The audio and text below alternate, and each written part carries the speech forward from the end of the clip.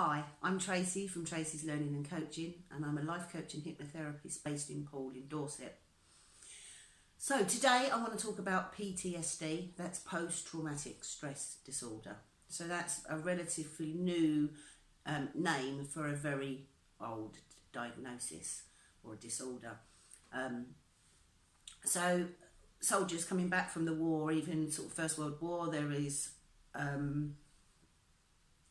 accounts of them having problems, shooting themselves, going AWOL, shooting themselves so they don't have to go over the top. This could have been post-traumatic stress.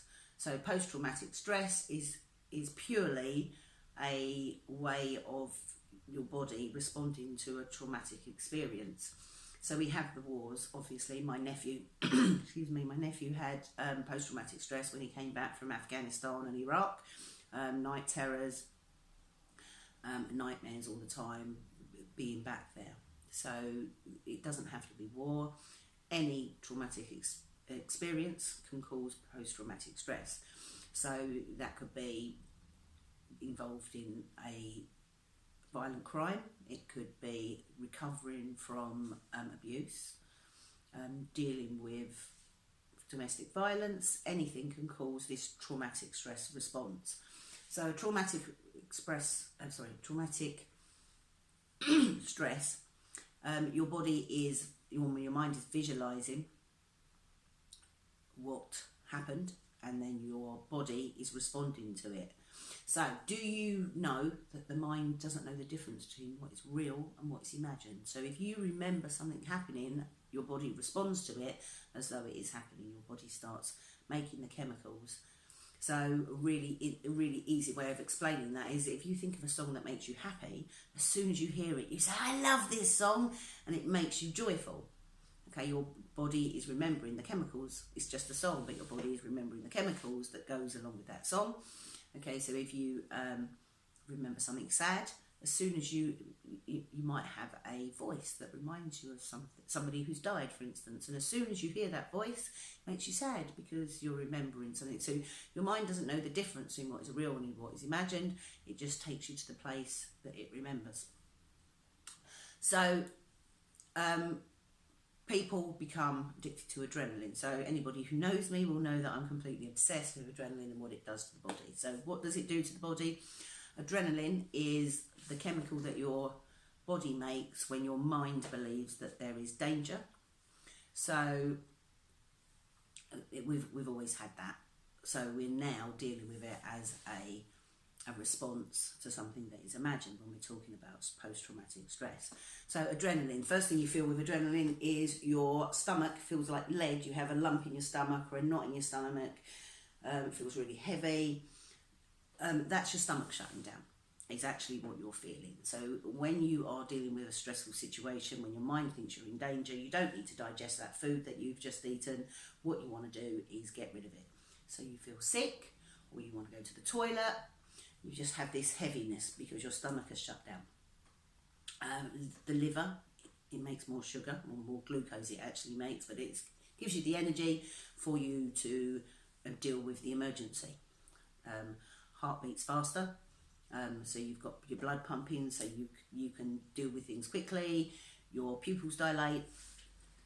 That gives you a better vision. So now you're looking to see if there's more danger. You're on high alert. So all these things your body does as soon as your adrenal glands start making adrenaline. So any addiction. So I believe everybody. Well, not everybody. Sorry. I believe. The people who are suffering with PTSD, and lots of people suffering with anxiety, are addicted to adrenaline. So you've heard the term adrenaline junkie. So adrenaline junkies are crazy people that jump out of aeroplanes or base jump off of cliffs. So all these things give them a big hit of adrenaline, but they also get a high from it as well. They get endorphins.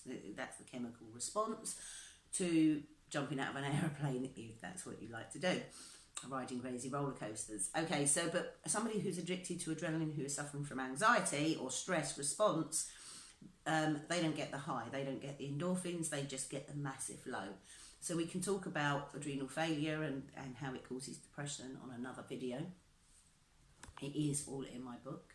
So if you want to read this in more detail, it is free to download. You go to the website www.tracyslearningandcoaching.net, and there's a tab there that says want a free copy of my book. Feel free, put your email in, subscribe, and get the book today. So that will give you a really good view of what I'm talking about today. I just want to go through the basics really. So when somebody's addicted to anything, smoking, alcohol, adrenaline, it actually, the body works in the same way. It's just a different chemical. So each cell in your body has millions of tiny little receptors. So they're keyholes that go into the cell. These receptors are a certain shape, so only certain keys can go into the keyhole. So all the chemicals that float around your body, be it alcohol, be it adrenaline, be it anything that we use, oxytocin, melatonin, anything, they all have a certain shape, and so they're the keys. So they go into this, if they bump against the right receptor, they bump into that receptor, they go into the cell, and they tell the cell how to respond. So that's basically how we get that's the biology. So when you flood a cell with a certain chemical, again, be it alcohol, smoking, adrenaline in this case, it becomes a wash. So what it does is desensitize those receptors, and those receptors are they are flooded, they shrivel, they die, and when you replicate that cell, it replicates with the need for more of that receptor. So eventually what will happen is that receptor all the cell will have mostly those, so it'll be looking for more adrenaline than more of anything else. So that's why we need more and more of a chemical. You know, if you're addicted to alcohol, you need more and more alcohol to get the same buzz, and that is actually what it does. So that's how any addiction works. So if you are addicted to alcohol, you will find reasons to have a drink. If you're addicted to smoking, you will find reasons to have a smoke. If you're addicted to adrenaline, you will find reasons for your body to make adrenaline. So the stress response goes through different parts of the brain. So a stimulus, so you might think something, hear something, see something, smell something, taste something, that reminds you of something. So that goes into everything you do goes into the brain, and then it goes into part of the brain called the thalamus, and it goes off into all different areas of the brain, and there you process the information that's coming in. So a stress response, everything goes to the thalamus. If you think it's a dangerous thing, the first thing it goes to is part of the brain called the amygdala. So they're tiny little almond-shaped parts of the brain, and they deal with your memory, and they deal with whether you do stress response. So from the amygdala, it goes to the it has to decide whether it's dangerous or not. So it goes to the hippocampus, which is in charge of all your memories, and that's where your memories are stored. And it also goes along the chain of events that make adrenaline instantly to the hypothalamus. So the hypothalamus is a really interesting part of the brain if you're a geek like me. It deals with so many things. So it deals with your sleep patterns, it deals with your weight, your body temperature, and your body's balances, so homeostasis. So if you have too much of chemical, the hypothalamus tells it to stop. If you need more, it tells it to make more. So it's in charge of all the balances in your body. So hypothalamus is in charge of your stress response as well. So if you have lived a stressful life, or if you are living a stressful life, and you're used to living on this much adrenaline, as the adrenaline levels lower for any particular reason, maybe at night you're resting and you're more relaxed, and the hypothalamus, as your adrenaline slows down, The hypothalamus, who is in charge of your body balances and your stress response, says, hey, you haven't got enough adrenaline, make more adrenaline. So you might wake up in the middle of the night and you might end up with palpitations. You might, you might feel it quite a lot at night and wonder why the hell you're dealing with anxiety in the middle of the night. The reason you are is because your hypothalamus is telling your brain and the rest of your body that it needs more adrenaline. So that's how the hypothalamus works. From the hypothalamus, it goes to the pituitary, which is just above the adrenals. It goes down into the adrenal glands and tells the adrenals to make adrenaline. Adrenaline goes off into all different parts of the body, hits cells, and makes those cells respond a certain way. Okay, so what it does is it triggers this fight or flight response that we was talking about. So you are used to either fighting or flighting. What you are used to doing, your body does unconsciously. You don't think about it, you just instantaneously do it.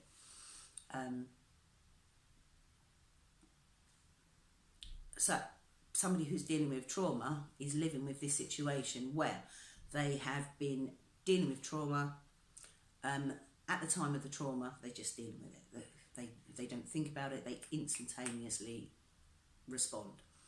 After the traumatic experience, their brain starts talking to them. They have what I call the snake brain, and it slithers through the brain saying, oh, what if this happened? What if this happened? What if this happened?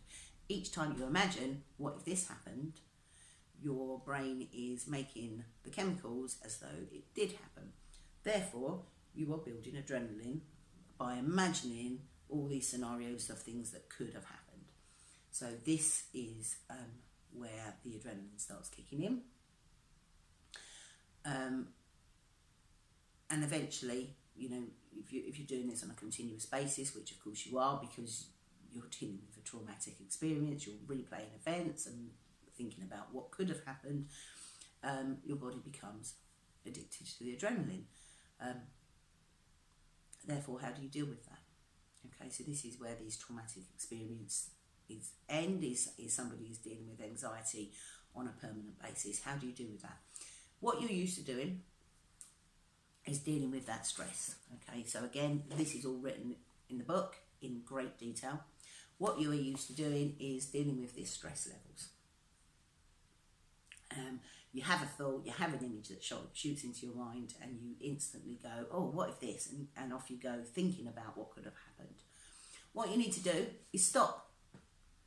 Okay, so you are used to responding to that situation as though it is real and make more adrenaline. What you need to do is let it go.